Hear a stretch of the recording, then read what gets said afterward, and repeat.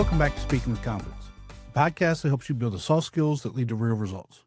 Communication, storytelling, public speaking, and showing up with confidence in every conversation that counts. I'm Tim Newman, a recovering college professor turned communication coach, and I'm thrilled to guide you on a journey to becoming a powerful communicator. I want to thank you all for supporting the show. It truly means the world to me. Last week, I mentioned I was going to share some updates on things that I've been working on. So here we go. We've talked a lot on the show about the importance of lifelong learning. And if you've been listening for a while, you know I don't just talk about it, I live it. Back in June, I joined the Maxwell Leadership Certified team. I went in coaching and mentorship in speaking, coaching, and training. And let me tell you, it's been transformational. It's changed the way I approach my own speaking, and it's made me a better coach to others who want to become powerful communicators. Then in August, I went to the International Maxwell Conference, and after all that training, I became a Maxwell Leadership Team Certified Speaker. I even got to spend a few minutes with John Maxwell himself while filming a promo video. He gave me a solid endorsement, which was really pretty cool. I mean, if you're going to get an endorsement, John Maxwell isn't a bad choice. And along the way, I earned the Certified Virtual Presenter designation. And next week, I'm starting the Virtual Master Presenter certification. Because apparently, I don't believe in taking breaks. Oh, and I've also been working on a book. It's coming out in just a few weeks, and I'll keep you posted as we get closer. Now, let me be clear. I don't share any of this to brag. I share it because I want you to see something important. You control your actions. You control your future. If you want to get better at something, you have to work at it. So don't let your inner voice or the people around you keep you from chasing your potential. As you know, I close every episode with the same reminder. Your voice has the power to change the world. And it really does. But only if you actually use it. As part of my certification process, I had to create a 3-minute speech. It had to tell a story and teach a lesson. 3 minutes sounds easy, right? Maybe. But picture delivering that story in front of 3,000 people. That's when 3 minutes starts to feel like 30. So, would you prepare differently for 3,000 than you would for 5? I hope not. You should always prepare the same way. So here's how it works at IMC. Every year, about 150 people submit their 3-minute speeches. From there, it's cut down to 40 semifinalists. Your video has to be under 3 minutes, you have to hold a mic, and you're not allowed to use any notes. Then these 40 semifinalists deliver their speech live on Zoom with the same rules. From there, the top 10 get stage time in front of the entire crowd. This year, I made it to the semifinal round.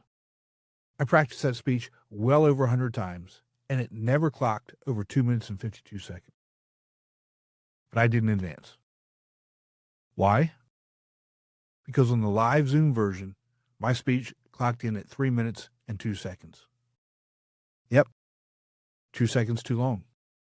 And that was enough to take me out of the running, which just goes to show, even in the world of leadership, timing is everything. But honestly, the 10 finalists were fantastic. They all brought powerful, funny, and meaningful stories to the stage. But here's the thing. I submitted 7 different versions of that speech. I work with Roddy Galbraith, who is John Maxwell's own speaking coach. Yeah, you heard that right. John Maxwell has a coach. So if you're sitting there thinking, I don't need coaching, well, you may want to rethink that. Throughout the process, Roddy really pushed me hard. He stretched me in ways I didn't expect. And that's what this is really about. It's about growth. So here's what we're going to do in this episode. I'm going to play my first submission, and then I'm going to walk you through Roddy's feedback. And then I'll share my final version. You'll hear how a simple 3-minute story can be transformed into something that really teaches. So let's get started. This is the first video I submitted. Let me ask you a question. What's the most nervous you've ever been before standing up and talking in front of a group of people? It could be a presentation, a meeting, or even a toast at a wedding. Now flip it. What's the most nervous you've seen someone? Like full-blown panic mode, palms sweating, voice shaking, maybe even physically shaking. But I can top it. Let's rewind to the late 80s, mid-90s. Back before PowerPoint, before laptops, before TikTok turned everyone into a presenter. I'd just gotten out of the Army, where I was in the 82nd Airborne Division as an infantry soldier. And I had just started in college, and like everyone else, I had to take a public relations or human communications course. Does anybody remember that class? How awesome was that? The first day I walk in, I get the syllabus, I read it, and I say to myself, "Self, I'm not doing this." And as soon as class was over, I went to the registrar and dropped the class. You see, I'm the master of getting out of things I don't want to do. If it's something I don't want to do, I'll find a way to get out of it. Give it to someone else, pretend it doesn't exist, make up some excuse, really, whatever it takes. So fast forward to my senior year. Go visit my advisor, and she says, "Tim, if you want to graduate, you got to take the class." I said, "Dang it," or something along those lines. So I sign up again, I go to class, and get pretty much the exact same syllabus. And then the day comes when it's my turn to speak for the first time. I'm nervous, I'm sweating, and probably even shaking a little bit too. The presentation is only 5 minutes, and I don't even remember what it's about. But I've got my notes scribbled on 3x5 cards.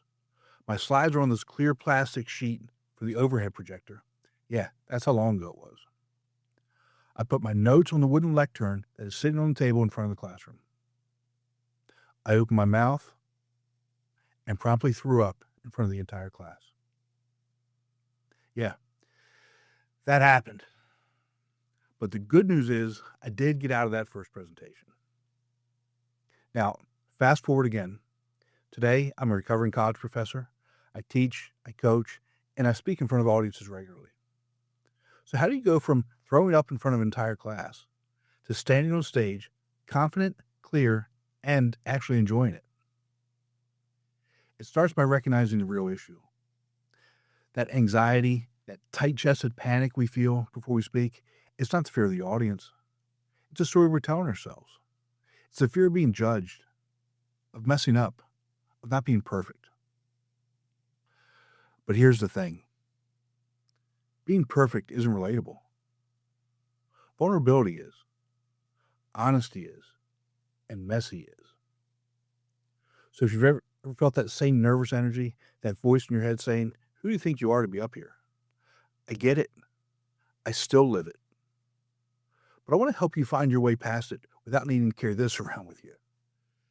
Let's change your mindset from what's the worst thing that can happen to what's the best thing that can happen. And let's have some fun while we do it. Let's get clear on your message. Let's make you a confident, powerful communicator who wants to share and grow your influence. Thank you. Here is Roddy's feedback. Hey Tim, well done, good job. So great to see you on video. You obviously come across very confident, and it sounds like you've thought a great deal about your message, and you're sharing it very, very fluidly. It's a little, given that you're good, I'll kind of point out a few things that maybe could help take it to the next level. I think we could have a bit more variety in the delivery. And 3.5 minutes, it feels longer than it needs to be, even though you need to get it down to 250 really or under, because it has to be under 3 minutes. So you want to give yourself a little bit of leeway. So for stage time, you need to get it down to 250 or under really, but you've got a few weeks to get there. But a bit more variety in the delivery, I think, would be good. Letting your personality out a little bit more, smiling. I like some of the deadpan humor, but it would be nice to see a bit more variety. I would skip the beginning about, what's the most nervous you've ever been? What's the most nervous you've ever seen? I don't know that it adds too much. Tells us what's coming, but it's not a huge deal. But I would just start straight into the story. And late 90s, early 90s, late 80s, early 90s. Thank you for your service, by the way. I think just decide when it was. When did you leave, and what you're doing. I like it caught me by surprise. So you throw up in front of the entire class. That's probably the best bit. So that bit I like. Recovering college professor. Make it about you and your growth. Don't make it about the audience. It's better if you stick with you and what you've learned. Relatability is huge. Not being perfect. People don't speak perfectly. So that kind of vulnerability, I think, is a great way to connect. It's kind of conversational, but it's a little too kind of laid back and samey. So I think you need to mix it up a little bit. Try and let your personality out a little bit more. Get it down under 3 minutes ultimately. And then think about one big thing that we can take from this that you learn, that you're sharing your journey from. I think that would be a great kind of goal for this. There's not that much. The best bit about it is you throwing up. And so I feel like you're a strong speaker with lots of stories, and this is the first one. So I think you probably want to try, a few more if you can in the time you've got, and then pick your favorite to focus in on for the final run. So I'll talk a little bit about timings on the call. So strong, but I feel like it needs more, mainly in the delivery. Also, like the point from the audience's perspective, what are they going to take from this? Don't make it about the audience. Make it about you and what they're going to take from your growth, your journey. And really we want one thing. Great job. Well done, Tim. Looking forward to it. Strong start. Speak to you soon. Take care. Bye-bye. God bless. Roddy was really spot on with everything he said. Throughout the process, the one big thing that I struggled with was the one message I wanted the audience to get. And did you notice he also said I should shoot for 2 minutes and 50 seconds or under? There's that 2 seconds again. Now here is the final live version. It was August of 1989. I just finished 3 years as an infantry soldier, the 82nd Airborne. I was 21. I already knew everything, and off to college I went. Like every other college freshman, public speaking 101 shows up in my schedule. But I already knew how to give a good presentation, so I didn't need it. I dropped the class. Fast forward to my senior year, my advisor says, Tim, if you want to graduate, you got to take it. So I gave in, and the day comes to give my first presentation. And I'm a wreck. I'm nervous, I'm sweating, I'm probably even shaking a little bit too. I've got transparencies for the overhead projector. Yeah, remember that ancient thing? This is pre-PowerPoint, pre-laptop, and definitely before TikTok. I put my notes on the lectern in the front of the room. I opened my mouth and promptly threw up in front of the entire class. Yeah, that happened. My professor was horrified, but the students got a good laugh out of it. And just like that, I went from paratrooper to the guy who puked in speech class.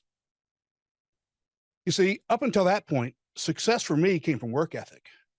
I was never the fastest, the strongest, or the smartest, but no one was going to outwork me. I had that, oh yeah, watch me, chip on my shoulder. If you told me I couldn't, or hit me with, I bet you won't, I'd prove you wrong every single time. And I'm sure you can imagine some of the situations I got myself into with that mentality. But this was different because the voice telling me I couldn't do it was mine. And this didn't have anything to do with work ethic. I'd always wanted to be a teacher. But how is that going to happen if I can't even give a 5-minute speech without throwing up? And it took time, but eventually I realized the problem wasn't the speech. The problem was me making it about me and trying to be perfect. I had to shift my focus away from trying to look and sound good to providing value. I had to be open to letting the people trying to help me actually help me and not trying to do things my way all the time. I had to be open to the coaching. I had to be open to actually implementing their suggestions. And I had to admit that maybe, just maybe, I wasn't the smartest person in the room. Because being perfect, that's not relatable. Vulnerability is, honesty is, and messy is. Today, I'm a recovering college professor and still obviously a work in progress. And every now and again, that voice still kind of creeps in, says, who do you think you are to be doing this?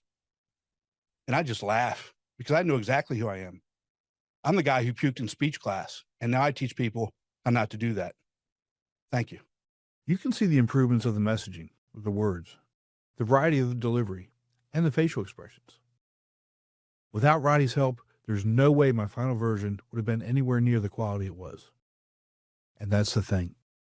If you want to grow as a communicator, it's going to take some work. So let me ask you, what's holding you back from your next breakthrough? If you're ready to take that step, I'd be glad to help you get there. Remember, we're looking for progress, not perfection. That's all for today. Be sure to visit Speaking with Confidence podcast to get your free ebook, The Top 21 Challenges for Public Speakers and How to Overcome Them. You can also register for the Formula for Public Speaking course. Always remember, your voice has the power to change the world. We'll talk to you next time. Take care.